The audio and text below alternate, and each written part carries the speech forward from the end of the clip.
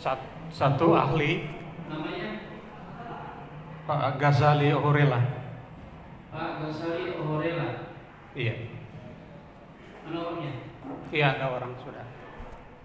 Itu dia punya unmute itu. Coba.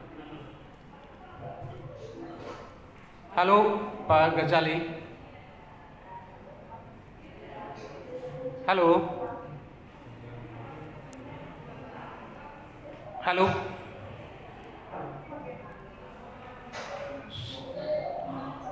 Halo Pak Ghazali. Halo, halo. Iya. Bapak diminta sebagai ahli dalam persidangan ini yang akan dipimpin oleh Yang Mulia Majelis Hakim. Terima kasih. Dia ada penerjemahnya? Ada. Tanya dulu, ini mau pakai bahasa apa? Ahli, kami sudah minta penterjemah dari Unpati menggunakan bahasa Inggris. Ahli setuju ya? Mr. Ghazali, Yes. can you speak Indonesian? Ready? Hello? Pardon me, I didn't get that last question. Yeah. Can you speak Indonesian language? Not as good as I want it to be. Oh. Oke, jadi pakai bahasa Inggris. Iya. Oke. Ahli sini dulu, apa? Penerjemah. Penterjemah. Bapak mesti disumpah Pak. Namanya siapa? Hendy atau Hero? Duduk dulu. Umurnya berapa? Usianya berapa?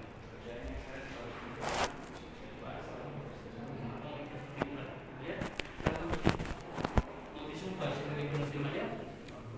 Agamanya?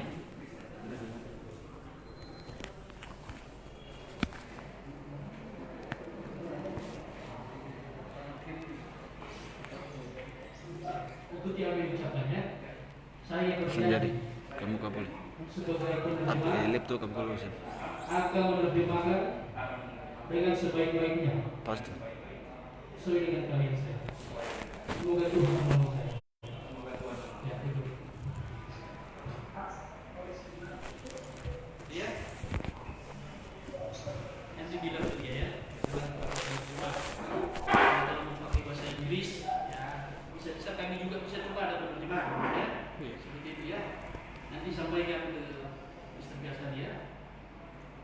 Tanya nama lengkapnya siapa? Kami mikirkan.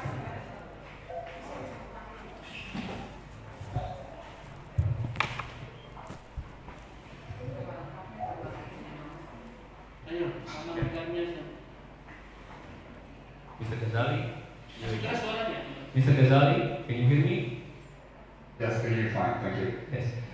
Your Honor requested for your full name and your date of birth. My full name is Muhammad Ghazali Ohorela, and my date of birth is December 11th, 1986. Sekarang umur berapa? So now, how old are you? I'm 33 years old. 33 tahun yang mulia. Terus agamanya apa? And your religion? Pardon me? I couldn't hear you. Your religion. Muslim. Muslim. Tinggal di mana? Your current address? Your My current address? Yeah, current address. As in where my office is, or where I couldn't stay. Alamat rumah sekarang atau alamat kantornya? Because my current address is in. Oh, sorry. Your current address as where you live now. Okay.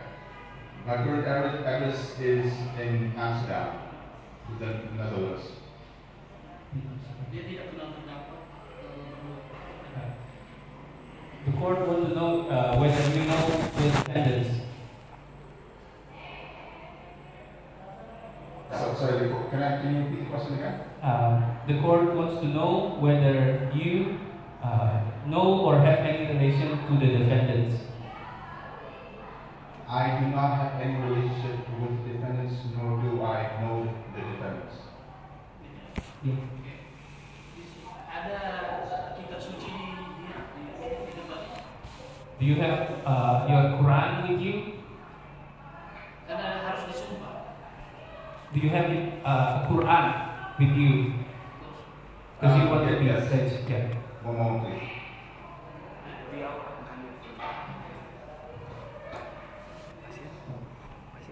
Boleh minta tolong ambil beta punya pena dengan menulis.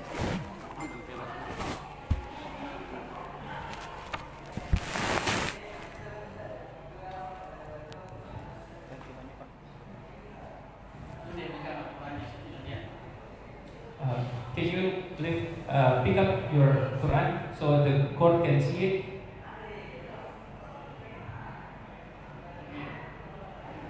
Bila dia sebelum ini mau disumpah ya, sebelum disumpah, sebelum dia ini basmalah bismillah ya.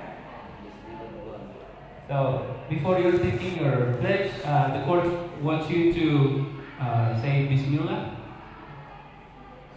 Bila?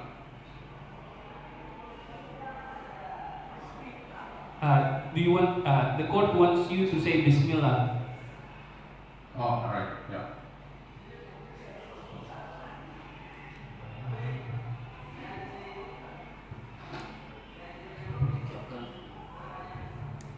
Tunggu, dia selesai. Demi Allah saya bersumpah. Dia ikuti lafal yang diucapkan. Iya, nanti kalau yang terjemahkan. In the name of God, Saya bilang saja kok, dia ikuti apa yang diucapkan. will you please follow what the judges will say for taking your pledge? Demi Allah saya bersumpah.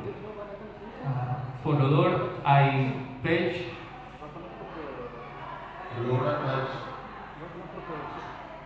Sebagai ahli dalam perkara ini, as an expert in this session, as an expert in this session, akan memberikan pendapat will give my explanation will give my explanation soal-soal yang dikemukakan regarding the issues that will be discussed regarding the issues that we will discuss sesuai dengan keahlian saya, according to my knowledge, according to my knowledge, dengan sebaik-baiknya. as good as I can. as good as I can. Tanya, ahli ini sudah pernah memberikan keterangan di persidangan sebelumnya atau tidak? Pernah di negaranya kah atau di Indonesia? The courts want to know whether you have previously given your explanations regarding this similar case, whether in Netherlands or in Indonesia. No, I have not had prior experience doing this. Belum pernah. Tanyakan dia, berarti itu pertama kali ya. So this is your first time. Affirmed, yes. Ya. Terus nanti jawab pertanyaan-pertanyaan yang akan diajukan oleh penasihat hukum. So you will answer all the questions that will be delivered by all the lawyers. Silakan. Yes. Ahli yang kami hormati, terima kasih atas kesediaan ahli untuk hadir dalam persidangan ini untuk menjadi terang permasalahan. Berapa semua?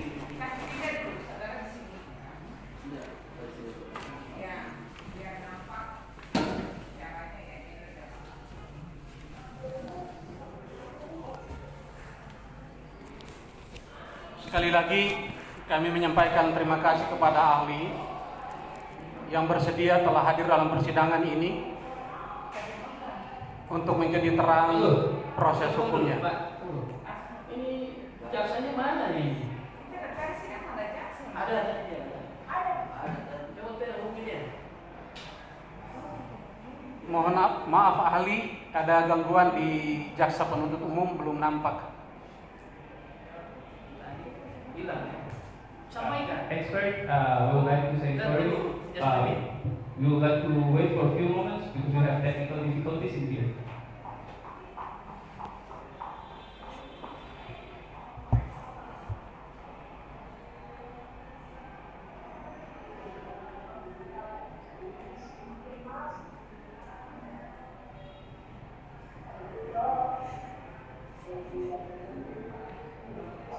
Kita telepon.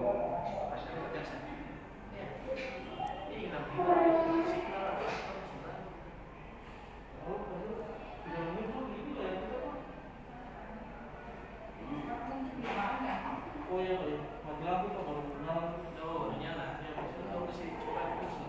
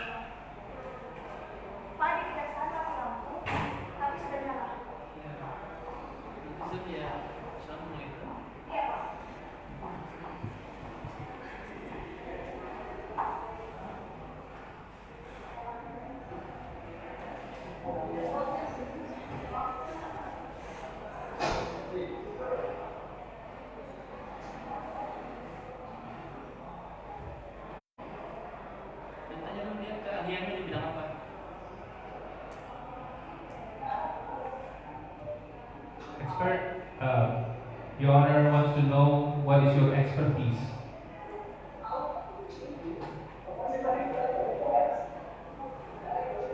My expertise is based on international law, to be exact, in the law of human rights, international human rights law, and to be very specific on the rights of indigenous peoples.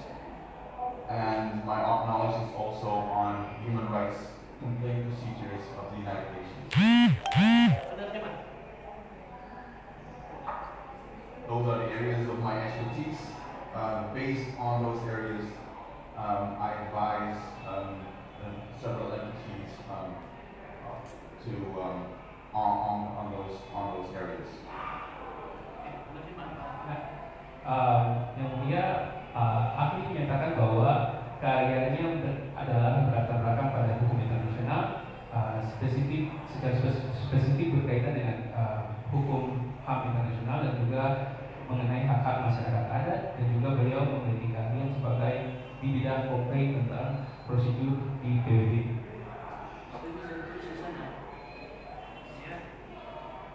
Menunggu jaksa masih.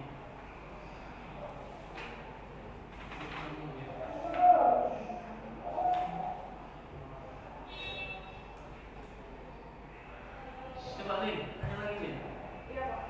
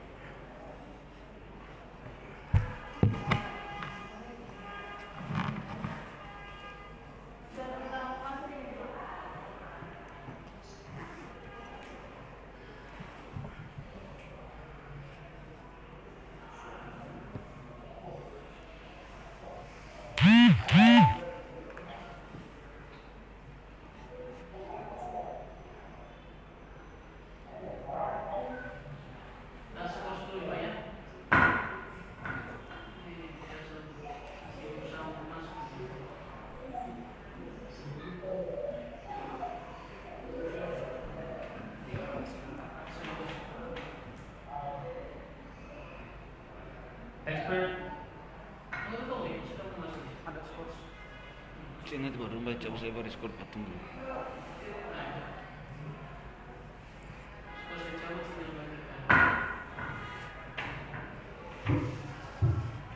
Pak Jaksa bisa dengar ya?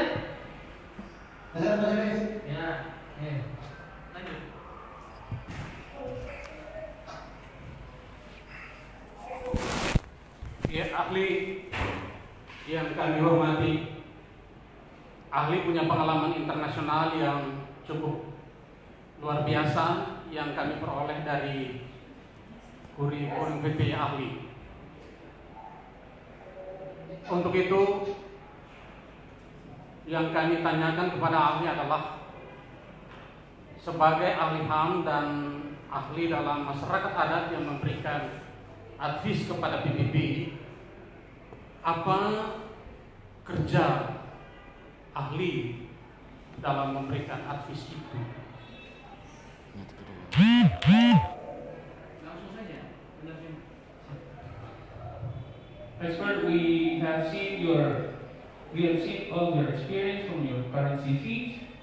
So the questions for this is, as an expert in human rights and indigenous people, what is your what has you done? What is your work that has been done in recent years? In recent years, in my field of expertise, I have advised states as well as indigenous peoples on international law in various areas, including negotiations on the highest level. I also presided over a session of the United Nations General Assembly, and I addressed General Assembly as well as the speakers, and also negotiated in various processes regarding international law and the rights of indigenous peoples on human rights, climate change, and biodiversity, and politics as well. Yang mulia, ahli menyatakan bahwa dalam beberapa tahun terakhir fokus pekerjaannya berkaitan dengan memberikan bimbingan dan nasihat kepada negara dan masyarakat adat, yang mana beliau juga bertugas sebagai salah satu orang yang bertugas pada General Assembly PBB, yang mana tugasnya untuk menegosiasi proses-proses yang berkaitan dengan hukum internasional dan hak-hak masyarakat adat dan juga perubahan iklim serta lingkungan hidup.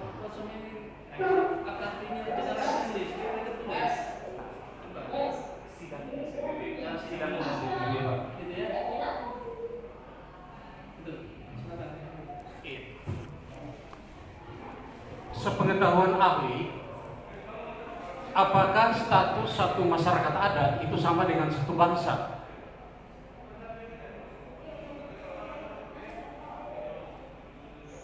According to your expertise, do you think that the status of indigenous peoples can be equals to state? When you look at international law, and particularly the United Nations framework, one of the most important documents is the UN Charter. The UN Charter awards self-determination, but the most important part of the UN Charter says, we the peoples, that international law applies to peoples. Because indigenous peoples are also peoples, it is considered that indigenous peoples and nations are similar to the peoples as in the peoples of Indonesia or the peoples of Australia or any other country. It applies to. So it's under international law, indigenous peoples and nations are similar. Yang mulia, ahli menyatakan bahwa dari pengetahuannya berdasarkan dari piagam PBB yang mana mengatur tentang hukum internasional dan hak asasi manusia, dinyatakan bahwa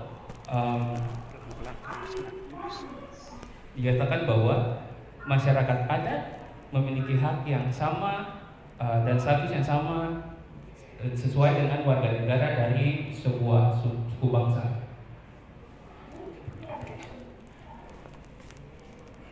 Kalau demikian, satu masyarakat adat yang adalah satu bangsa, apakah benar masyarakat adat Maluku Alifuru sudah juga terdaftar di PBB.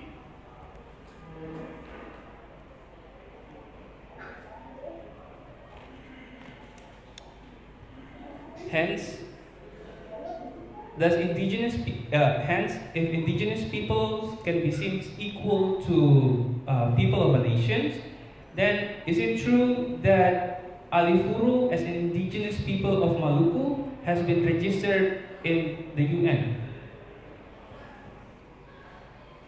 From the archives of the United Nations, the Alifuru peoples have been registered for more than 2 decades now in the United Nations as a participant and as well as indigenous peoples. I can confirm that. Yang Mulia, ahli menyatakan bahwa benar bahwa suku Alifuru terdaftar selama kurang lebih 20 tahun terakhir sebagai bagian dari masyarakat adat di PBB. Yang berikut, sebagai masyarakat adat yang juga suatu bangsa, apakah orang Maluku berhak untuk menentukan nasib sendiri sebagai suatu negara merdeka?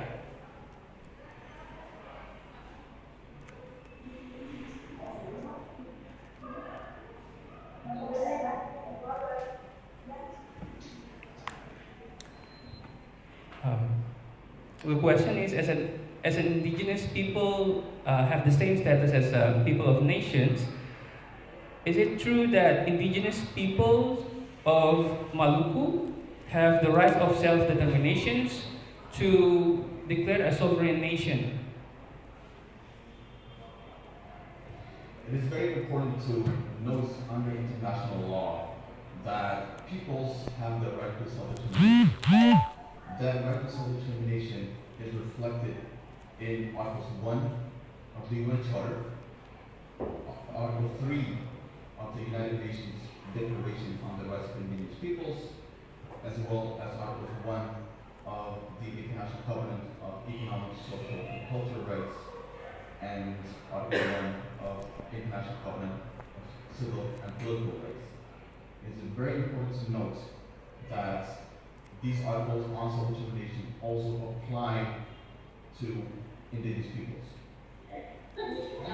Why this right to self-determination that applies to indigenous peoples includes whatever way or political choice that the people of Maluku or the Alifuru people want to make.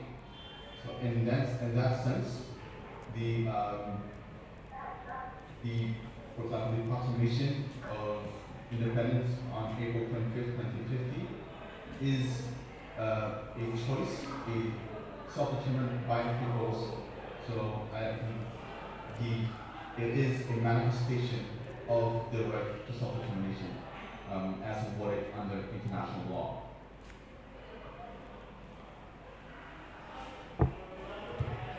Pasien, tadi hak untuk apa?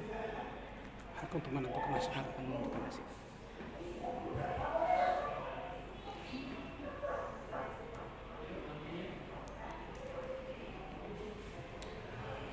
Yang Mulia, ahli menyatakan bahwa penting untuk melihat kembali pada beberapa artikel dari artikel pertama dan ketiga dari Piagam PBB, serta ada beberapa perjanjian internasional lainnya yang berkaitan dengan hukum internasional dan hak asasi manusia, yang mana menjamin bahwa hak-hak dari setiap orang sudah diatur, termasuk hak dari setiap warga Maluku untuk menyatakan apa yang diinginkannya. Dalam hal ini, pada contoh kasus RMS pada 1950, hal ini dapat dilihat sebagai perwujudan dari hak untuk menentukan nasib sendiri seperti yang sudah dijamin. Iya, pertanyaan berikutnya adalah, kalau RMS yang diproklamasi 25/50 sebagai wujud dari hak untuk menentukan nasib sendiri satu bangsa, yakni bangsa Maluku untuk merdeka, Pertanyaannya adalah, apakah proklamasi RMS 25/50 itu memenuhi syarat-syarat sah sebagai satu negara menurut hukum internasional?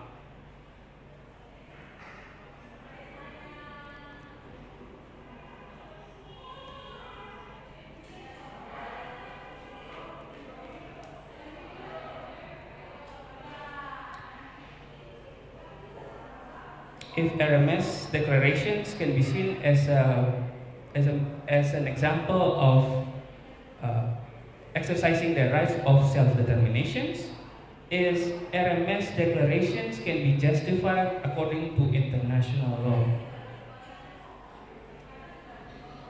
The declaration itself is justified under international law as the text itself refers to international law agreements that are based on the Declaration of Independence. The MS itself meets the requirements under international law for statehood. For example, not necessarily for example, we understand in the international community that there are three requirements for criteria for a state to be created under international law, which we call the Montevideo Convention. So these three are it needs to have a permanent population, a territory, as well as a central government. So these three criteria are met.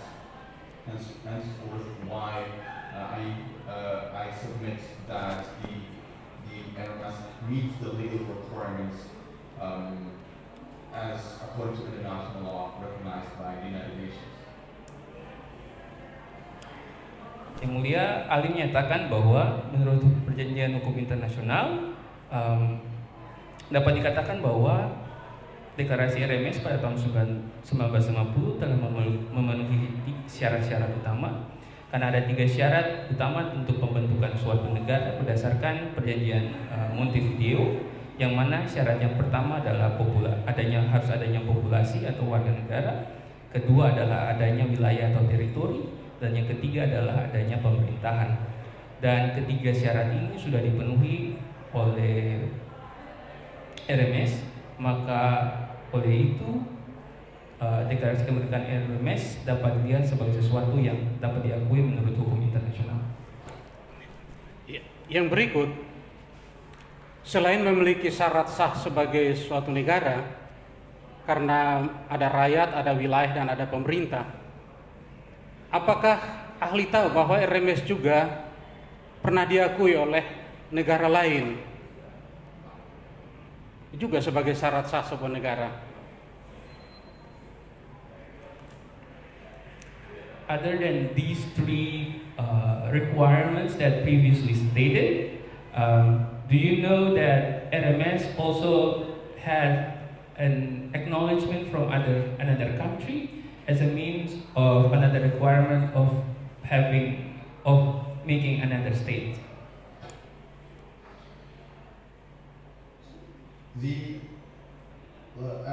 As I stated under the Montevideo Convention, these 3 requiring the criteria, it is very important to have a central government, because one state needs to be able to have the capacity to enter into relations with another state. Meaning that, to answer your question, that every state is required to seek international recognition.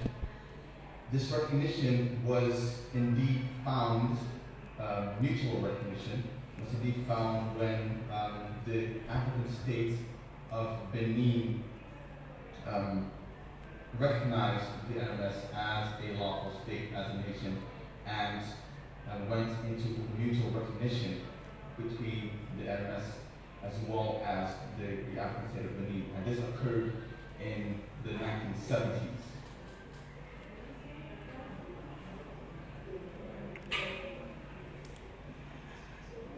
Yang mulia, ahli menyatakan bahwa penting untuk diketahui sebagaimana yang sudah dikatakan sebelumnya bahwa dengan adanya pemerintahan yang berdaulat maka akan memungkinkan untuk sebuah negara membangun atau menjalin hubungan dengan negara lainnya, yang mana dalam hal ini terdapat pengakuan internasional dari negara lain. Dalam hal ini adalah negara Benin di Afrika yang mengakui kedaulatan RMS sebagai sebuah negara yang sah pada tahun 1976.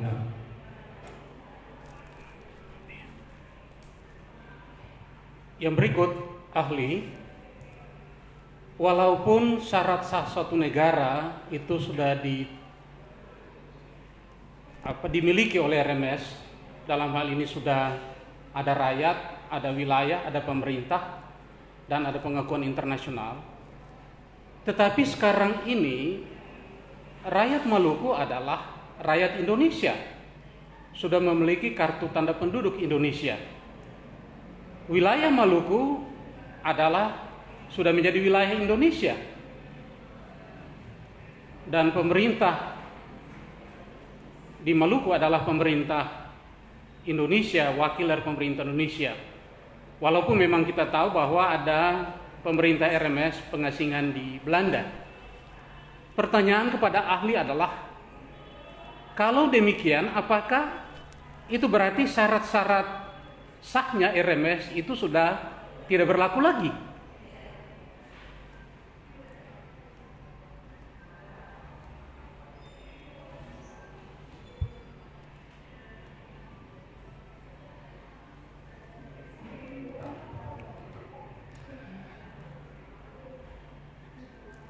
As the three requirements that already met by RMS to have to have the citizens, to have territory, and to have government. Currently, in current status quo, it can be seen that Moluccan people are become part of Indonesian citizens. Moluccan territory has become Indonesian territory. And the government in Maluku is part of Indonesian government. Although we can still see that there are RMS government in Netherlands, is these three previous requirements to build a state, as previously mentioned, from RMS have been invalid. Thank you for the question.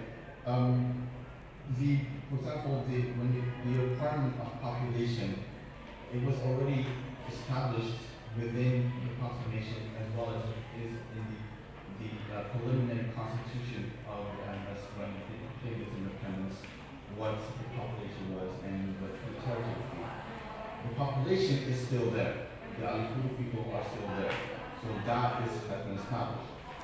The territory as well is still established because under the Montevideo Convention, and territory has to be lands or islands. It cannot be an artificial platform. Because the islands and the lands are still there, that criteria is also met. The third criteria in terms of central government, it is very important to note that a state like the RMS does not stop to exist if one of the three elements, in this case I would submit that the central government is missing. It does not disappear as a state because a lot of the lack of the central government.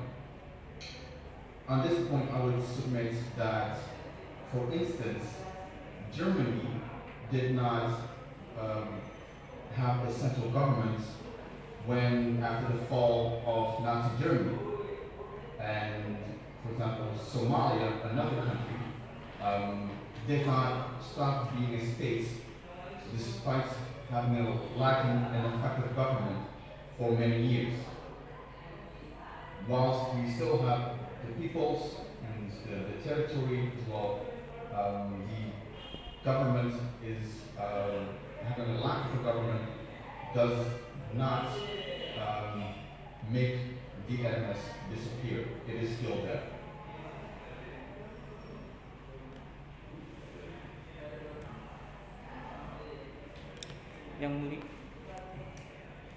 Yang mulia, ahli menyatakan bahwa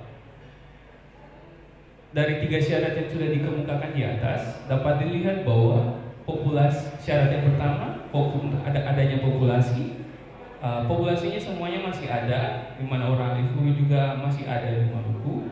Yang kedua, wilayahnya masih ada karena berdasarkan perjanjian Montevideo diakui bahwa syarat wilayah harus berupa darat dan perairan, tidak bisa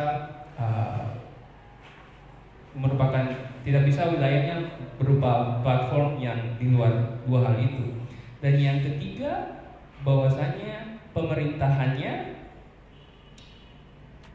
walaupun RMS tidak memiliki pemerintahan yang tetap, namun RMS tidak kehilangan statusnya untuk menjadi negara jika salah satu dari 3 syarat itu tidak ada. Karena contoh misalnya pada negara Jerman, saat negara Jerman setelah keruntuhan Nazi di negara Jerman, pemerintahan Jerman itu tidak ada, namun negara Jerman tidak kehilangan statusnya sebagai sebuah negara. Kemudian negara Somalia juga yang selama bertahun-tahun tidak memiliki pemerintahan yang berjalan efektif, namun tidak kehilangan statusnya sebagai negara. Oleh karena itu, maka dalam hal ini dilihat bahwa RMS masih tetap tidak kehilangan statusnya sebagai sebuah negara hanya karena dilihat bahwa pemerintahannya yang sudah tidak ada di Maluku. Yang berikut, pada persidangan yang lalu kami juga menghadirkan saksi ahli hukum internasional atas nama Hendrik Apituli. Dalam penjelasannya dia menerangkan bahwa RMS sebagai negara yang sah, namun kemudian dianeksasi oleh Indonesia. Pertanyaan kepada ahli adalah, apakah ahli sependapat dengan ahli hukum internasional yang lalu, Hendrik Apituli?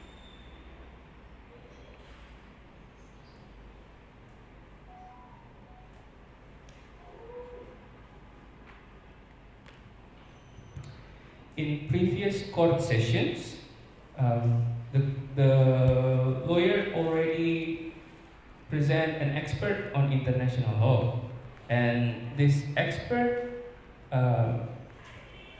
give the explanation stating that RMS is a sovereign nation. However, the Indonesian government make annexation towards RMS. Do you agree with the previous statement or explanations from previous speaker? Sorry, can you repeat that question again? Because Yeah. there was something with the connection. I apologize. Yes. On previous court sessions, an expert on international law has already provided his explanation, stating that RMS is a sovereign nation, but Indonesian government did annexation toward RMS. Do you agree with this statement? Thank you. I did not hear the explanation of the previous experts in this particular case. So I'm not aware of what he said or may have not have said. But to answer your question, based on my comments in the previous question, I would agree that the RMS is still a legitimate nation under international law.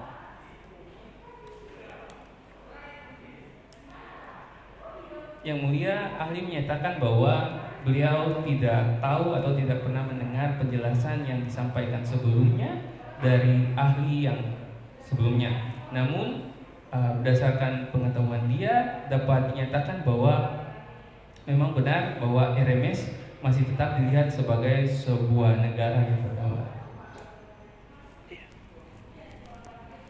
Pertanyaan yang berikut adalah, apakah aneksasi sebuah negara itu dilarang dalam hukum internasional?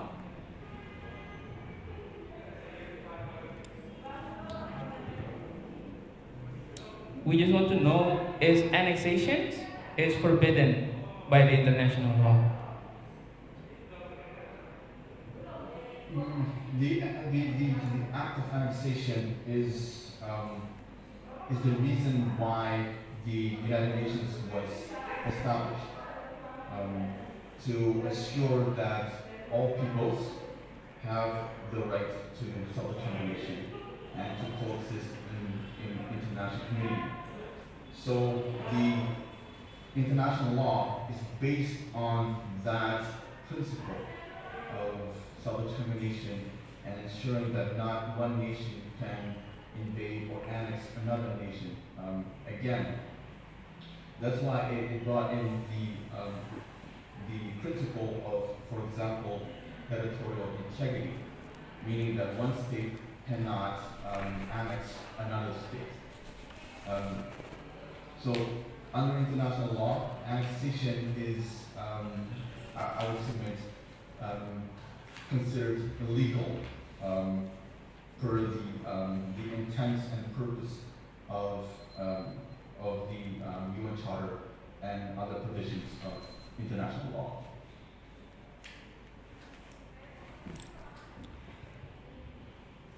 Yang Mulia, ahli menyatakan bahwa tindakan aneksasi ini merupakan alasan kenapa PBB itu ada, yaitu untuk menjamin hak-hak dari setiap orang untuk menentukan nasib mereka sendiri. Yang mana dalam hari ini ada beberapa poin yang bisa dilihat, seperti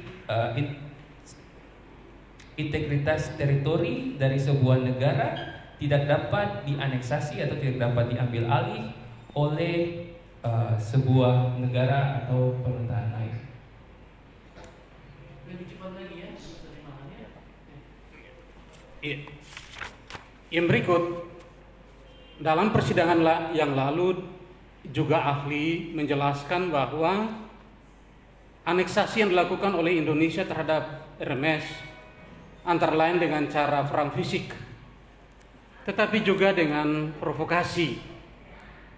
Pada wilayah Kristen, wilayah masyarakat Maluku yang berpenduduk Kristen disebut RMS adalah Republik Maluku Salam. Pada wilayah-wilayah yang berpenduduk beragama Muslim disebut bahwa RMS adalah Republik Maluku Sarane. Tetapi yang ahli tahu adalah RMS ini Republik Maluku Salam atau Republik Maluku Sarane, ataukah memang Republik Maluku Selatan yang sebenarnya? On previous court sessions, it has been said that annexation conducted by Indonesian government was not only being done by open war, but also by provocations toward people of Maluku.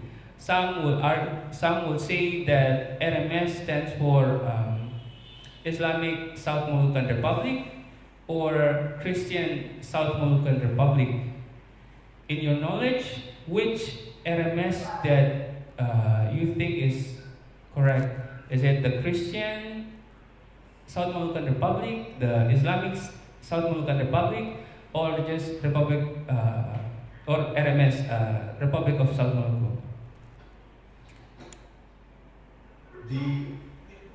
When you look at the Proclamation of Independence of April 25th, 1950, the proclamation clearly states the Republic of the South Moluccas, or Republik Maluku Selatan. I would therefore argue and submit that it is as defined as that and will remain as that, the Republic of the South Moluccas. Yang Mulia, ahli menyatakan bahwa jika kita melihat kembali pada proklamasi RMS, di situ dinyatakan bahwa RMS adalah Republik Maluku Selatan, yang mana hal ini diketahui dan RMS inilah yang menjadi apa yang diketahui oleh ahli, bukan yang lain. Yang berikut, para terdakwa ini dituduh dengan tuduhan makar oleh jaksa penuntut umum. Pertanyaannya adalah, apakah menyangkut makar itu juga diakui oleh hukum internasional?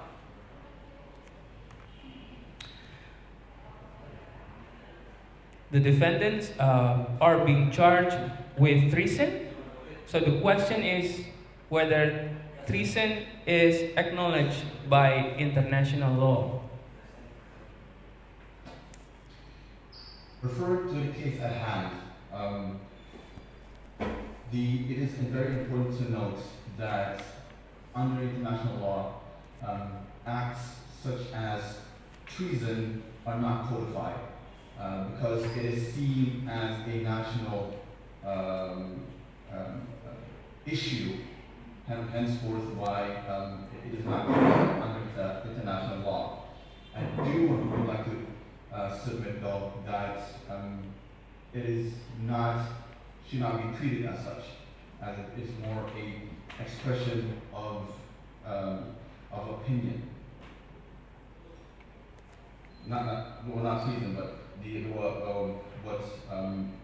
act is an expression of opinion. Let me make that clear. Yang Mulia, ahli menyatakan bahwa jika melihat kasus ini, maka dalam hal ini makar tidak diatur di dalam hukum internasional karena dilihat sebagai bagian dari masalah di dalam negeri. Namun ahli menyatakan bahwa tindakan mereka ini tidak seharusnya ditindak secara demikian, namun tindakan ini hanya dilihat sebagai bentuk dari cara mereka untuk mengekspresikan pendapat. Sekedar informasi kepada ahli bahwa para terdakwa ini Domingo Saia ini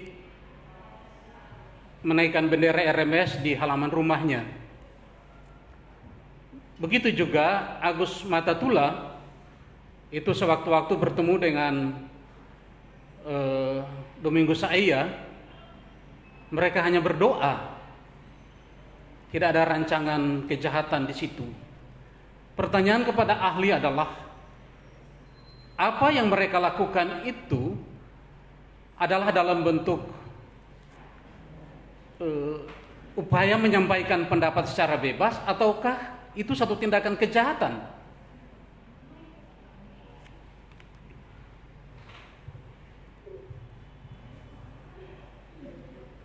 For your information, that these defendants, they only raise their flag in their house and sometimes meet with other defendants to pray for RMS. Do you think that these actions can be incriminated or should be seen as a way of expressing their opinion? In this case, I would submit the International Covenant on Civil and Political Rights, which Indonesia signed on 23rd of February 2006, I believe.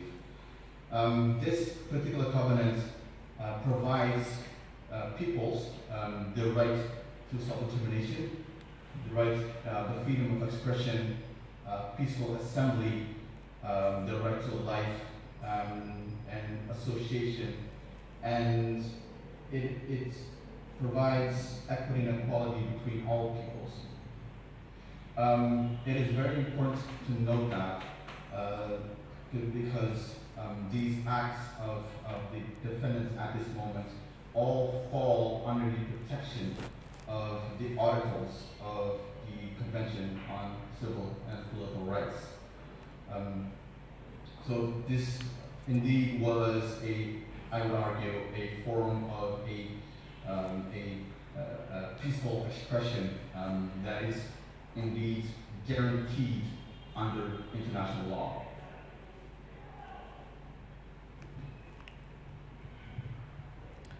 Yang mulia, ahli menyatakan bahwa dalam hal ini jika kita merujuk pada perjanjian hak sipil dan hak politik yang mana perjanjian ini ditandatangani oleh Indonesia pada tahun 2006, perjanjian ini menjamin hak-hak seperti hak untuk menentukan nasib sendiri, hak untuk menyatakan pendapat, hak untuk hidup, hak untuk berkumpul dan berasosiasi, serta menjamin kesetaraan dari setiap warga negara.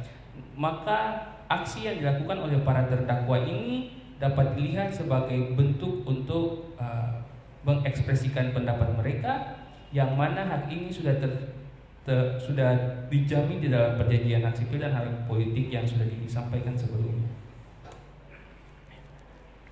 Tadi ahli menjelaskan bahwa RMS sah sebagai negara, memiliki rakyat, memiliki wilayah, memiliki pemerintah, dan ada pengakuan internasional. Namun ternyata RMS dianeksasi oleh Indonesia, dan aneksasi itu tidak sesuai dengan hukum internasional. Pertanyaannya adalah, apakah terdakwa ini atau siapa saja orang Maluku yang punya hati untuk memperjuangkan sebuah kebenaran berhak? Yang pakai terdakwa ya, itu sudah masuk di faktanya. Pakai apakah orang lain Iya. yang sejenis? Apakah setiap orang Maluku berhak untuk memperjuangkan pengembalian kedaulatan RMS itu? Dan bagaimana mekanismenya sesuai hukum internasional? As you previously stated that RMS is still seen as a valid or justified nation, plus they already have the international recognition from another states. However, the annexation was done by Indonesia, who is seen as contradict to international law. So the question is, do Moluccan people have any right to restore the sovereignty of RMS?